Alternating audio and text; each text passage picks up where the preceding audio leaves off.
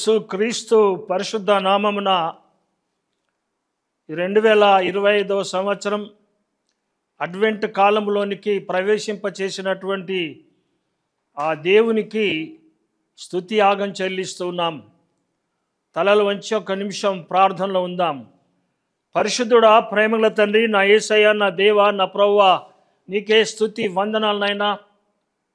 2025 సంవత్సరం డిసెంబర్ మాసంలో దయగల తండ్రి అడ్వెంట్ కాలంలోనికి మమ్మలను ప్రవేశింపజేసిన దేవుడవు నీవు తప్ప వేరొకరు లేరని నీ నామానికి స్తుతి స్తుతి స్తుతి స్తుతి వందనాలు తెలియపరుస్తూ ఉన్నాను.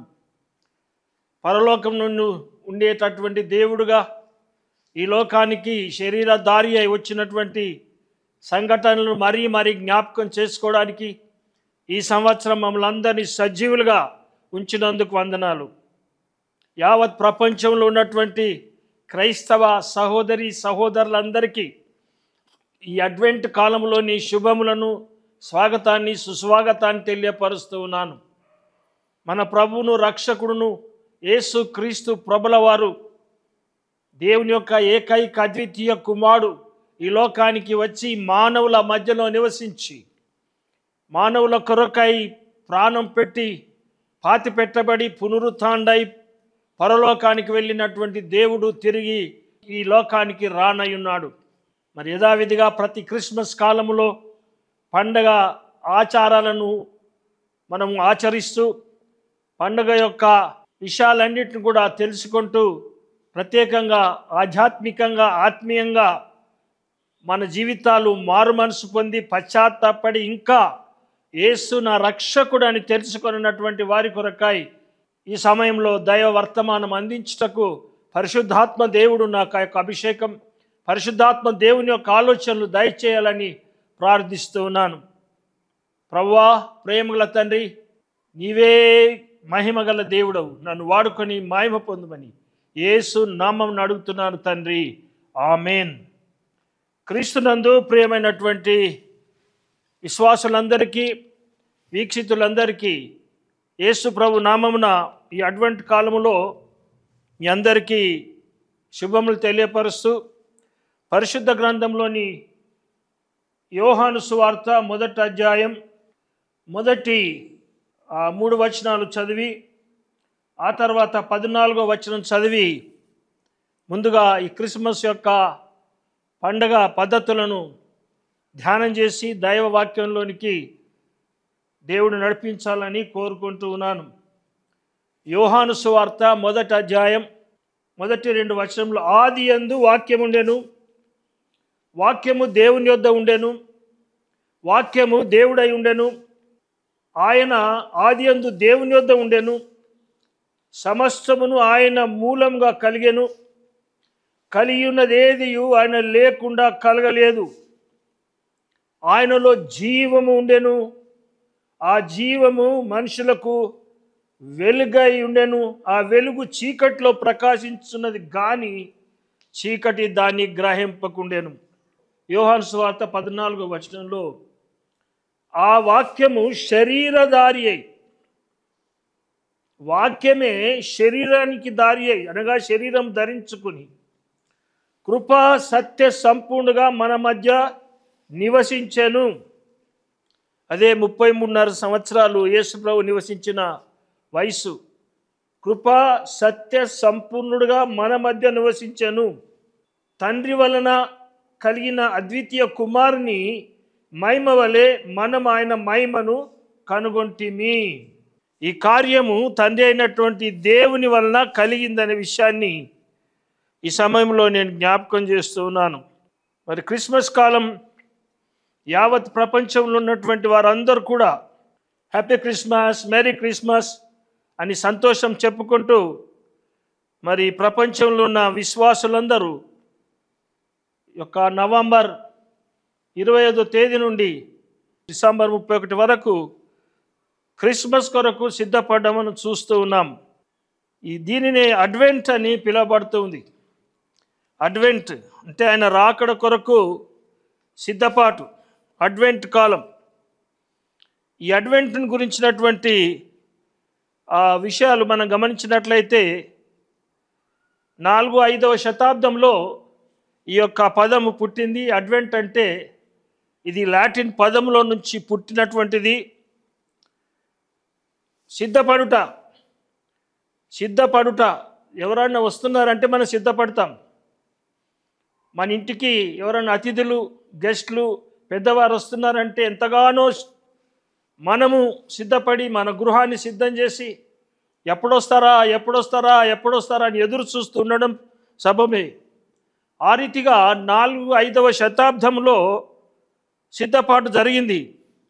ఆ సిద్ధపడినటువంటి ప్రజలు ఈ అడ్వెంట్ కాలంలో ప్రభు యొక్క రాకడ గురించినటువంటి సిద్ధపడినటువంటి విషయాలు లేఖనాలు తెలియపరుస్తున్నాయి. ప్రభు ఈ లోకానికి వస్తాడనే విషయాన్ని, రక్షకుడు ఈ లోకానికి వస్తాడనే విషయాన్ని పాత నిబంధన గ్రంథంలో నుంచి నూతన నిబంధన గ్రంథం మొత్తం మనం చదివినట్లయితే 300 సార్లు రక్షకుడు ఈ లోకానికి రాబోతూ ఉన్నాడని చెప్పబడింది. 300 times. అందుకే ఈ అడ్వెంట్ కాలంలో సిద్ధపాటు ఏ రీతిగా సిద్ధపడాలా? ప్రార్థన ద్వారా, ఉపవాసముల ద్వారా, త్యాగం చేయటం ద్వారా సిద్ధపడాలా.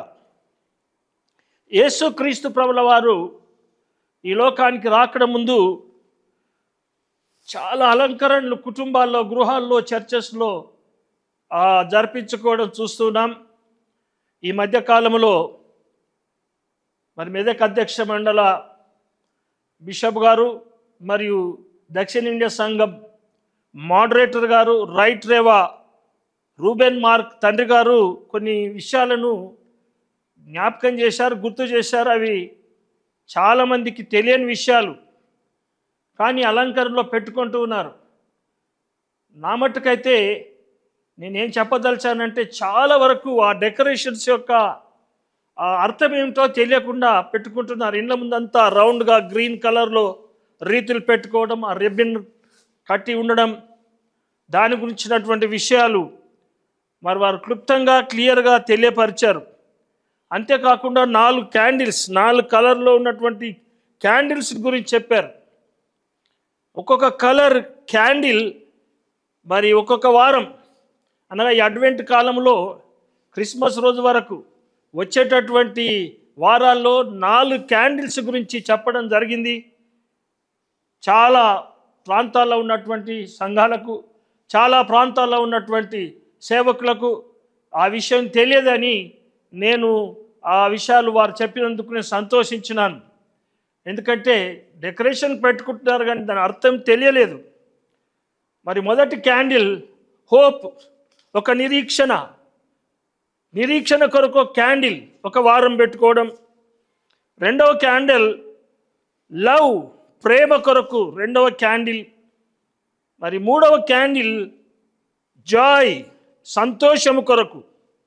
నాలుగో క్యాండిల్ సమాధానం కొరకు. ఈ 4 క్యాండిల్స్ ఇంట్లో కానీ, చర్చిలో ఆల్టర్ మీద కానీ, ఇంకా డెకరేషన్లు కానీ పెట్టుకుంటున్న దానికి ఒక అర్థాన్ని వారు చాలా వివరంగా తెలియపరిచారు. అందుకు మేము సంతోషిస్తున్నాం. ఈ రీత్ అనగా ఏమిటి, ఈ క్యాండిల్స్ అనగా ఏమిటి, ఈ రీతిగా బాహ్యంగా కనబడేటటువంటి డెకరేషన్స్కు సిద్ధపడుతున్నటువంటి ఆ విషయాన్ని అనగా అడ్వెంట్ కాలంలో మనము ఈ రీతిగా డెకరేషన్ చేసుకుంటున్నాం, సిద్ధపడుతున్నాం. ఆ రీతిగా సిద్ధపడడంలో తప్పేమి లేదు. మొదటి క్యాండిల్ మరి నిరీక్షణ, హోప్. రెండవ క్యాండిల్ లవ్, ప్రేమ కొరకు. మూడవ క్యాండిల్ జాయ్, సంతోషం కొరకు. నాలుగవ క్యాండిల్ సమాధానం కొరకు. రక్షకుడైన యేసు క్రీస్తు ప్రభుల వారి కొరకు మరి ఆ 4-5వ శతాబ్దంలో మన ఇందాక చెప్పానే అడ్వెంట్ నిరీక్షిస్తూ ఉన్నారు. నిరీక్షించినటువంటి వారికి దేవుడు లోకంను ఎంతో ప్రేమించి తన కుమారుణ్ణి ఈ లోకానికి ప్రేమతో పంపించాడు.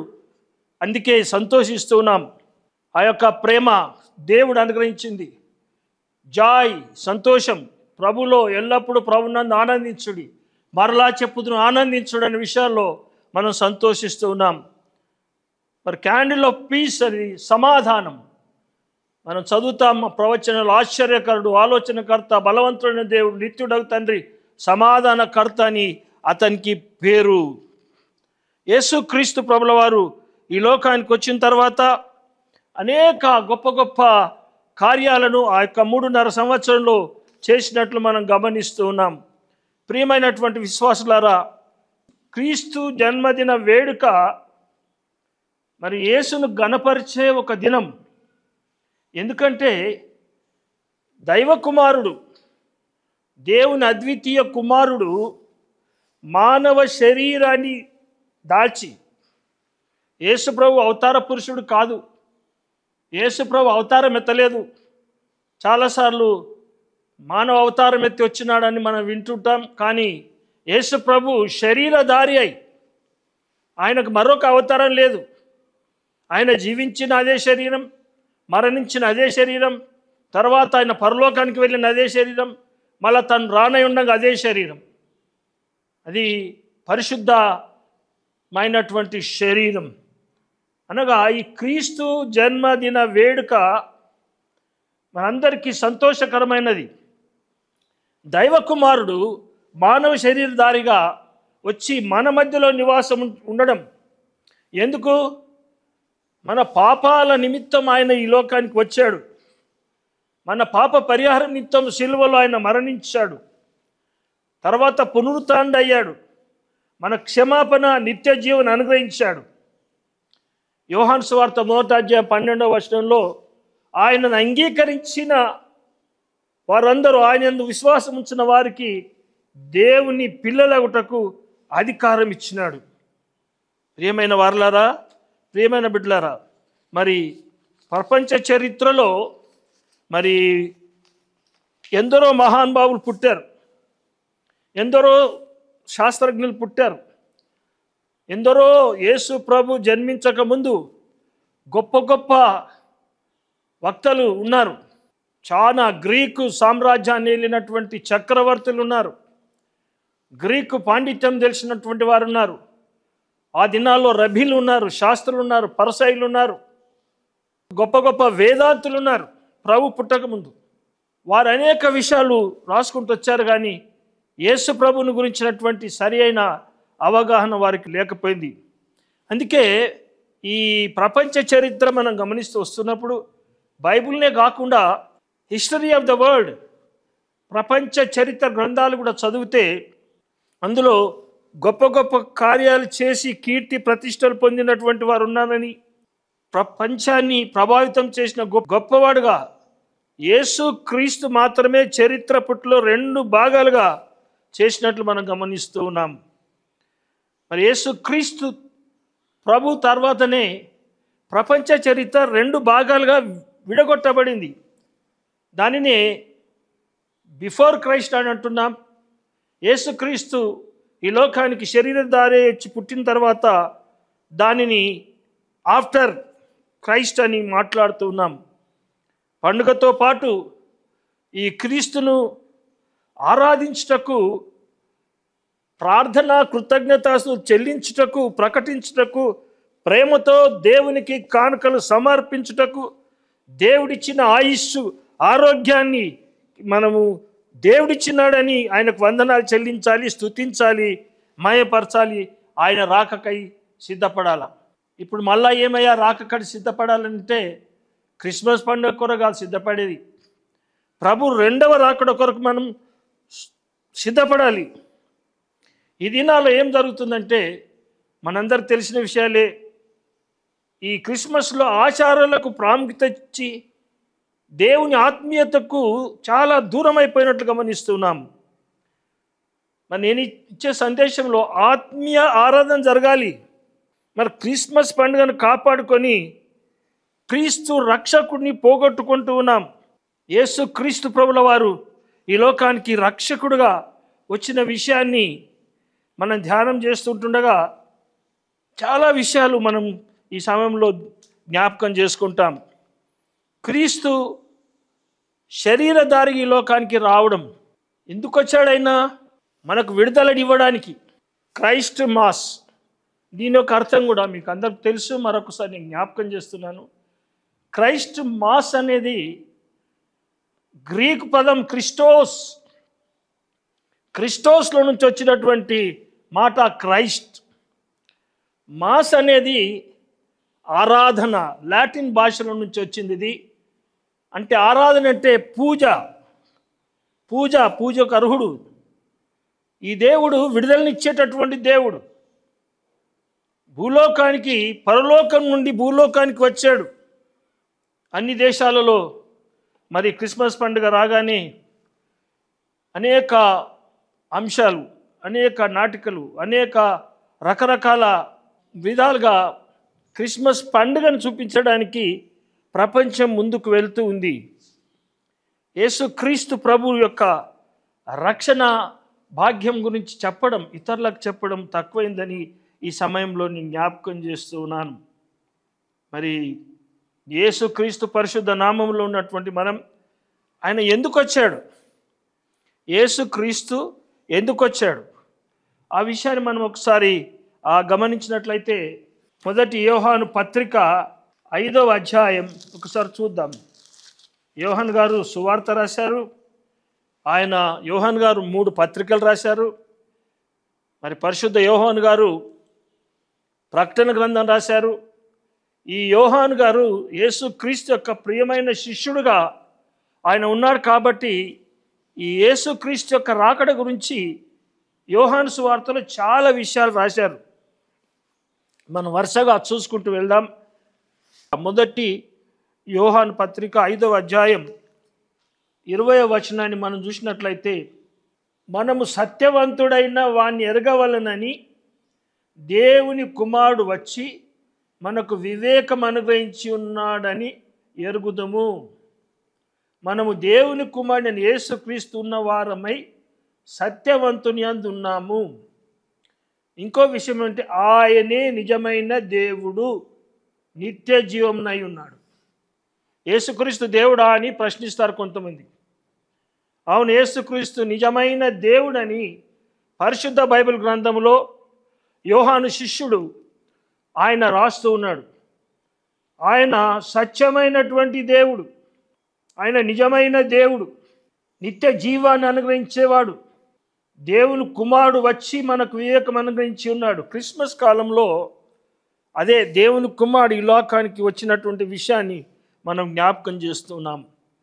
దేవుని కుమారుడై నిజమైన దేవుడు, ఈయన సత్యవంతుడు అని సాక్ష్యం ఇస్తున్నాడు.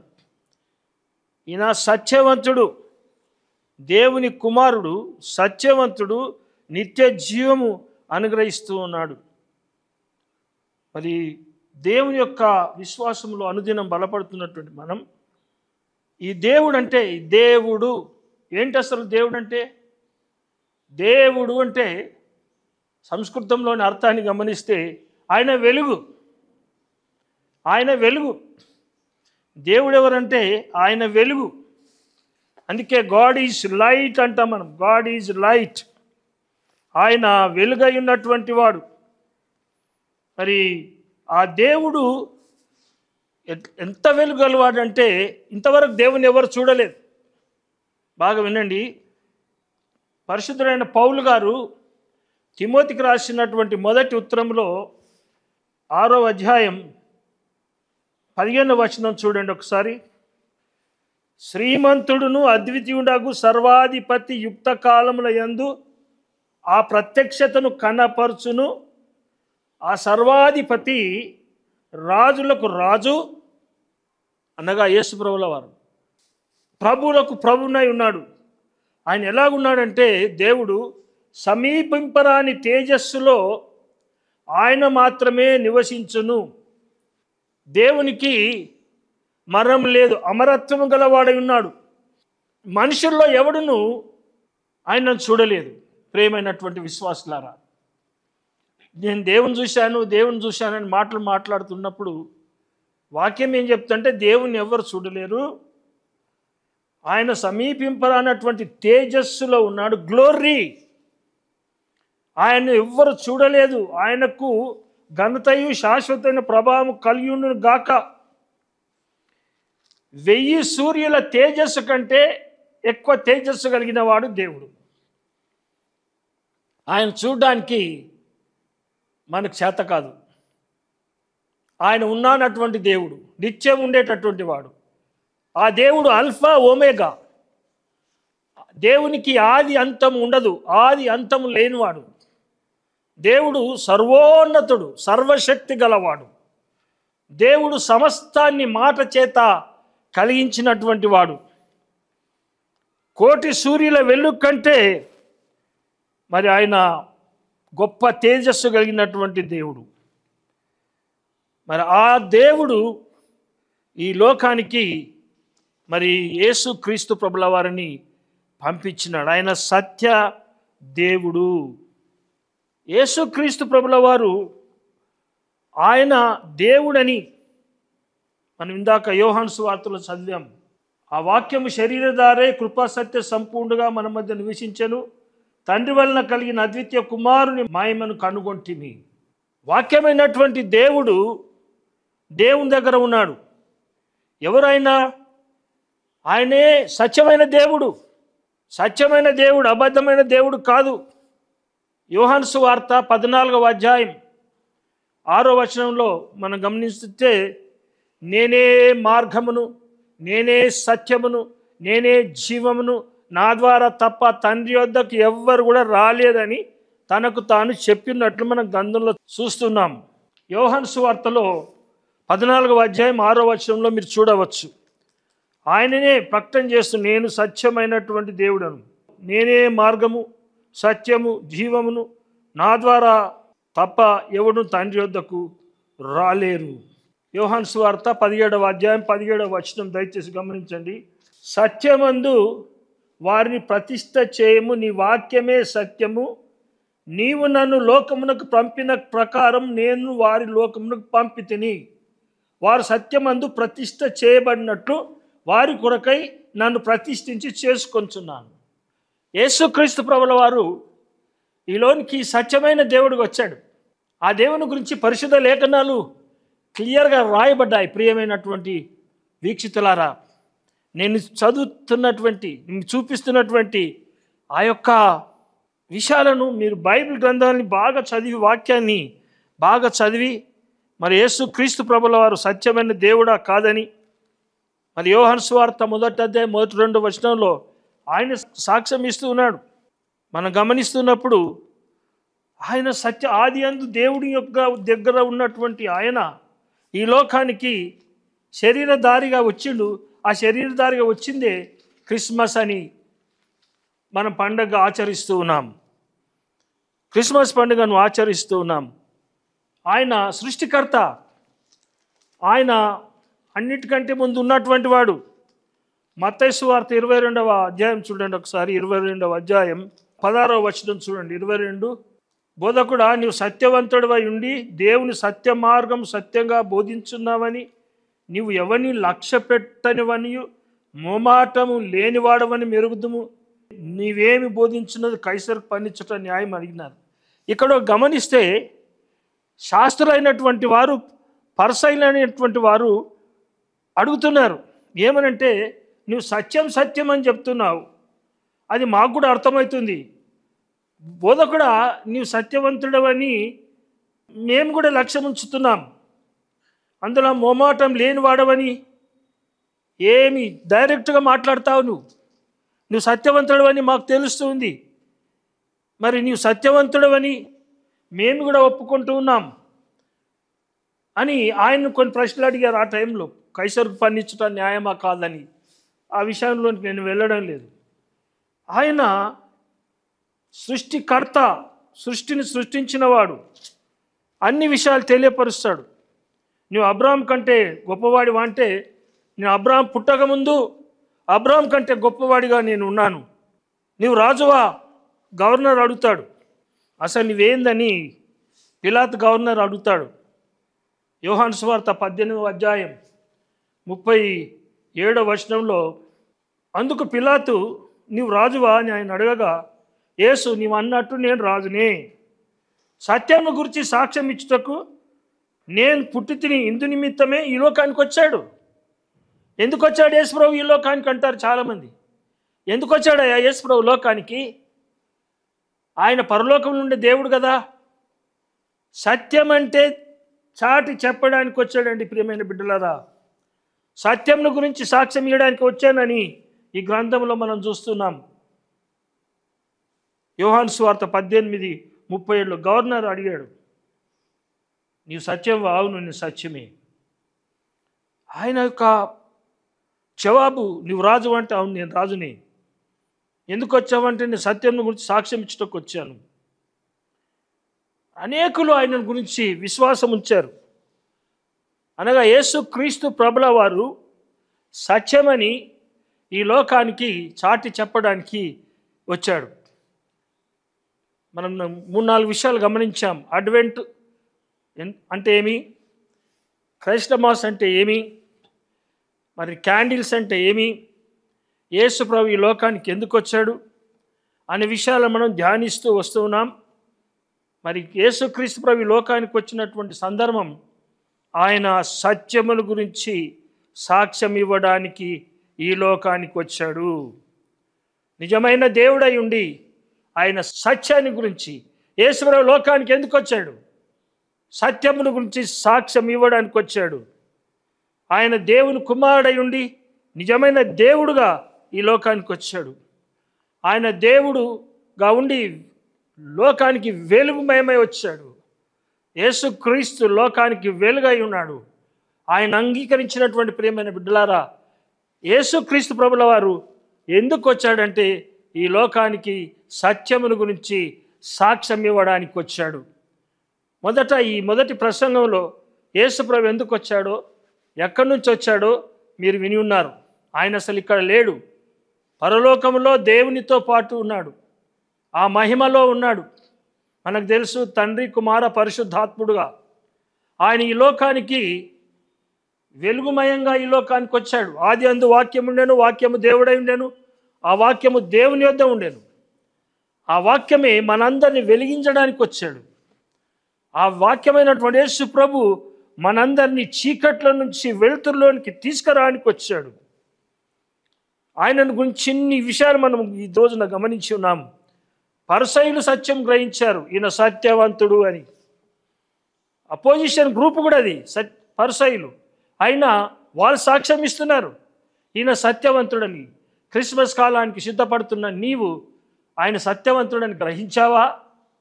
గ్రహిస్తే ఆయన కొరకు నువ్వు ఏ రీతిగా సాక్ష్యం ఇస్తున్నావు ఈ సమయంలో మీరు తెలుసుకోవాలి. ఈ క్రిస్మస్ పండుగ ఆచార కర్మకాండ కంటే ప్రాముఖ్యమైంది.